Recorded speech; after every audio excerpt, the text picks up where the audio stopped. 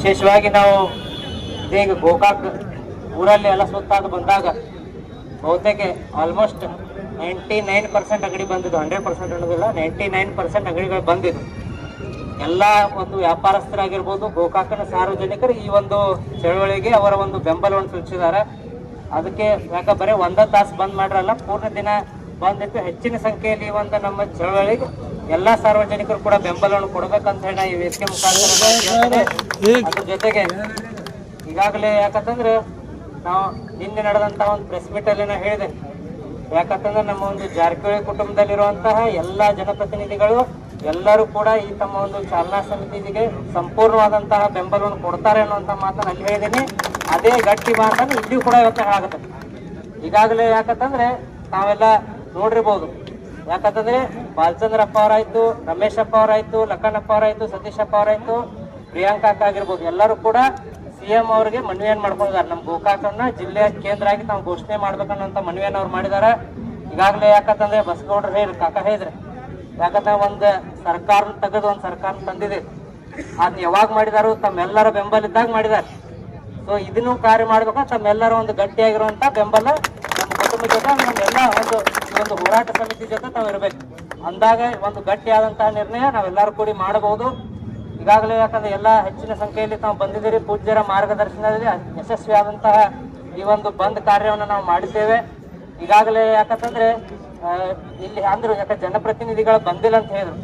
ಬಹುತೇಕ ತಾವು ಮನವಿ ಪತ್ರನ ಹೊಳಿಸಿ ನೋಡಿದಾಗ ಅದ್ರ ಮೇಲೆ ಬಾಲಚಂದ್ರಪ್ಪ ಅವ್ರ ಸಹಿ ಐತಿ, ಅಜ್ಜಾರ ಸಹಿ ಐತಿ. ಯಾಕಂದ್ರೆ ನೋಡ್ಬೋದು ನಾವು ಅವ್ರು ಇಲ್ಲಿ ಬಂದಿಲ್ಲ ಅಂದ್ರೂ ಕೂಡ ನನ್ನ ಅವ್ರ ಪರವಾಗಿ ಪ್ರತಿನಿಧಿಯಾಗಿ ಕಳಿಸಿದಾರ. ಮನವಿನಾಗ ಯಾವತ್ತಿಗೂ ಇನ್ನತನ ಎಟ್ ನಾವು ಜಿಲ್ಲೆಗಾಗಿ ಏನ್ ಮನವಿಗಳನ್ನ ಕೊಟ್ಟಿದ್ದೀವಿ ಎಲ್ಲಾದ್ರಲ್ಲೂ ಬಾಲಚಂದ್ರಪ್ಪ ಅವ್ರ ಸಹಿ ತಾವು ನೋಡ್ಬೋದು. ಅದಕ್ಕೆ ಎಲ್ಲಾರು ತಾವು ಇವತ್ತು ಗಟ್ಟಿಯಾಗಿ ಇಲ್ಲಿ ಕಾರ್ಯಕ್ರಮಕ್ಕೆ ಬಂದಿದ್ದೀರಿ. ಇದೇ ತರಹ ಗಟ್ಟಿಯಾಗಿ, ಯಾಕಂದ್ರೆ ಪೂಜ್ಯರ ಮಾರ್ಗದರ್ಶನ ಇವಾಗ AC ಅವ್ರು ಬರ್ತಾರೆ, ಪೂಜ್ಯರ ಮುಖಾಂತರ ಪೂಜ್ಯರ ಮಾರ್ಗದರ್ಶನದಲ್ಲಿ ಅವ್ರ ಮನವಿಯನ್ನು ಕೊಟ್ಟ ಒಂದು ಸರ್ಕಾರಕ್ಕೆ ಒತ್ತಾಯ ಮಾಡುವಂತ ಕೆಲಸ ನಾವೆಲ್ಲರೂ ಮಾಡೋಣ. ಮುಂದೆ ಪೂಜ್ಯರ ಒಂದು ಮಾರ್ಗದರ್ಶನದಲ್ಲಿ ಒಂದು ನಿಯೋಗನ್ನ ತಗೊಂಡು ಹೋಗಿ ಮುಖ್ಯಮಂತ್ರಿಗಳಿಗೆ ಒಂದು ಭೇಟಿಯಾಗುವಂತ ಒಂದು ಕೆಲಸವನ್ನು ಮಾಡೋಣ. ಎಲ್ಲರೂ ಗಟ್ಟಿಯಾಗಿ ನಾವು ನಿಂತಿದ್ದೇ ಆದ್ರೆ ಅತಿ ಶೀಘ್ರವಾಗಿ ಗೋಕಾಕನನ್ನ ಜಿಲ್ಲೆಯಾಗಿ ನಾವು ಘೋಷಣೆ ಮಾಡಿಸುವಲ್ಲಿ ಎಲ್ಲರೂ ಕೂಡ ಯಶಸ್ವಿ ಆಗ್ತೇವೆ ಅನ್ನೋಂಥ ಮಾತನ್ನ ಈ ವೇದಿಕೆ ಮುಖಾಂತರ ತಮ್ಮನ್ನ ಹೇಳಕ್ ಬಯಸ್ತೇನೆ. ಅದ್ರ ಜೊತೆಗೆ ಯಾಕಂತಂದ್ರೆ ಇದೇ ಹೇಳಿದ್ರು, ಯಾಕ ಹೋರಾಟ ಮಾಡುವಂತ ಎಲ್ಲ ಹಿರಿಯರದಾರ. ಯಾಕ ಬಹುತೇಕ ಇನ್ನು ಜಿಲ್ಲಾ ಆದ್ರೆ ಅವ್ರಿಗೆ ಉಪಯೋಗ ಐತೋ ಇಲ್ಲ ಗೊತ್ತಿಲ್ಲ, ಆದ್ರೆ ಮುಂದಿನ ನಮ್ಮ ಯುವ ಪೀಳಿಗೆಗೆ ಜಿಲ್ಲಾ ಆಗಲಿ, ಒಂದು ಉದ್ಯೋಗ ಸಿಗಲಿ, ವ್ಯವಹಾರ ಸಿಗಲಿ, ನಮ್ಮ ಎಲ್ಲ ಯುವಕರಾಗಲಿ ಎಲ್ಲರೂ ಕೂಡ ಮುಂದೆ ಎತ್ತರಕ್ಕೆ ಬೆಳೀಲಿ ಅನ್ನುವಂಥ ನಿಟ್ಟಿನಲ್ಲಿ ಪೂಜ್ಯರಾತು ನಮ್ಮೆಲ್ಲ ಹಿರಿಯರು ಕೂಡ ಈ ಒಂದು ಹೋರಾಟದಲ್ಲಿ ಭಾಗಿಯಾಗಿದ್ದಾರೆ. ಅದಕ್ಕೆ ಬರುವಂತಹ ದಿನಮಾನದಲ್ಲಿ ಎಲ್ಲ ಯುವಕರು ತಾವು ಹೆಚ್ಚಿನ ಸಂಖ್ಯೆಯಲ್ಲಿ ಈ ಒಂದು ಹೋರಾಟದಲ್ಲಿ ಭಾಗಿಯಾಗಬೇಕು. ಭಾಗಿಯಾಗಿ ಯಾಕಂದ್ರೆ ನಮಗೋಸ್ಕರ ಎಲ್ಲರೂ ಕೂಡ ಹೋರಾಟ ಮಾಡ್ತಾ ಇದ್ದಾರೆ. ಅದಕ್ಕೆ ತಾವು ಎಲ್ಲರೂ ಮುಂಚೂಣಿಯಲ್ಲಿ ಬಂದು ಹೋರಾಟದಲ್ಲಿ ಭಾಗಿಯಾಗಬೇಕಂತ ಹೇಳಿ ನಾ ಈ ವೇದಿಕೆ ಮುಖಾಂತರ ತಮ್ಮನ್ನ ಮನವಿಯನ್ನು ಮಾಡ್ತೇನೆ. ಅದ್ರ ಜೊತೆಗೆ ಈ ಒಂದು ಕಾರ್ಯಕ್ರಮದಲ್ಲಿ ಎಲ್ಲ ನಮ್ಮ ಹಿರಿಯರು ಬಂದಿದ್ದೀರಿ, ಎಲ್ಲಾ ಸಂಘ ಸಂಸ್ಥೆಗಳು ತಾವೆಲ್ಲರೂ ಬೆಂಬಲ ಕೊಟ್ಟಿದ್ದೀರಿ. ತಮ್ಮೆಲ್ಲರಿಗೂ ನಾ ಅಭಿನಂದನೆಗಳನ್ನು ಹೇಳಿ ತಮ್ಮೆಲ್ಲರಿಗೂ ಒಳ್ಳೇದಾಗಲಿ ಅಂತ ಮಾತನ್ನ ಯಾರು ಮಾತಾಡ್ಬೋದು.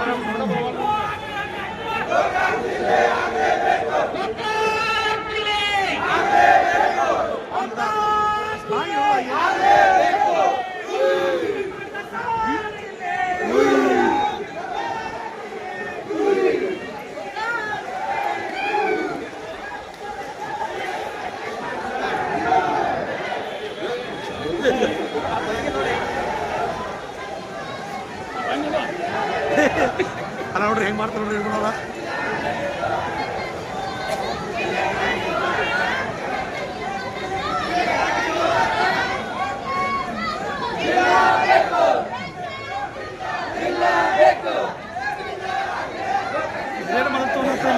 ಹಿರಿಯರು ಮೊದಲು ತೊಗೊಂಡು बोलो भारत माता की एक एक दिल्ली एक एक दिल्ली बोलो भारत माता की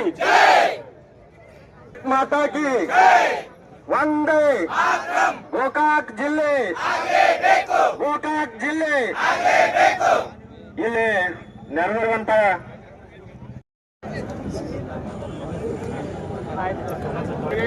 ಸುರೇಶ್ ಬಗ್ಗೆ ಒಂದು ಮಾತಾಡ್ತೀನಿ. ಈಗ ಇವತ್ತು ಗೋಕಾಕ್ ಬಂದ್ ಮಾಡ್ತೀವಿ ಅಂತೇಳಿ ನಿನ್ನ ನಾವು ಪತ್ರಿಕಾಗೋಷ್ಠಿ ಮಾಡಿದ್ದೀವಿ, ಗೋಕಾಕ್ ಬಂದ್ ಮಾಡಿದ್ದೀವಿ. ಇನ್ನು 4 ದಿನದಲ್ಲಿ ನಾವು ಒಂದು ನಿಯೋಗವನ್ನು ತೆಗೆದುಕೊಂಡು ಕರ್ನಾಟಕದ ಮುಖ್ಯಮಂತ್ರಿಗಳಾದಂಥ ಸಿದ್ದರಾಮಯ್ಯನವರಿಗೆ ಭೇಟಿಯಾಗುವಂಥ ಕಾರ್ಯಕ್ರಮವನ್ನು ಇಟ್ಕೊಂಡಿದ್ದೀವಿ. ಅಲ್ಲಿ ಮುಖ್ಯಮಂತ್ರಿಗಳಿಗೆ ಮನವಿಯನ್ನು ಕೊಟ್ಟು ಬಂದ ನಂತರ ಒಂದು 4 ದಿವಸ ಗಡುವು ಕೊಡ್ತೀವಿ. ಆ 4 ದಿವಸ ಗಡುವು ಕೊಟ್ಟು ಮುಂದಿನ ಹೋರಾಟ ಏನಂತಂದ್ರೆ ಇದೇ ಬಸವೇಶ್ವರ ವೃತ್ತ ಆಗಿರ್ಬೋದು ಅಥವಾ ತಹಸೀಲ್ದಾರ್ ಕಚೇರಿ ಎದುರಾಗಿರ್ಬೋದು ನಿರಂತರ ಧರಣಿ ಸತ್ಯಾಗ್ರಹವನ್ನ ಕೈಗೊಳ್ತೀವಿ ಅನ್ನುವಂಥ ಮಾತನ್ನು ಹೇಳಿ ಈ ಎಲ್ಲ ಹೋರಾಟಕ್ಕೆ ನಿಮ್ಮೆಲ್ಲರ ಬೆಂಬಲ ಇರಬೇಕು ಅನ್ನುವಂಥ ಮಾತನ್ನು ಹೇಳಿ 2 ಮಾತುಗಳು ಮುಗಿಸ್ತಾ ಇದ್ದೀನಿ.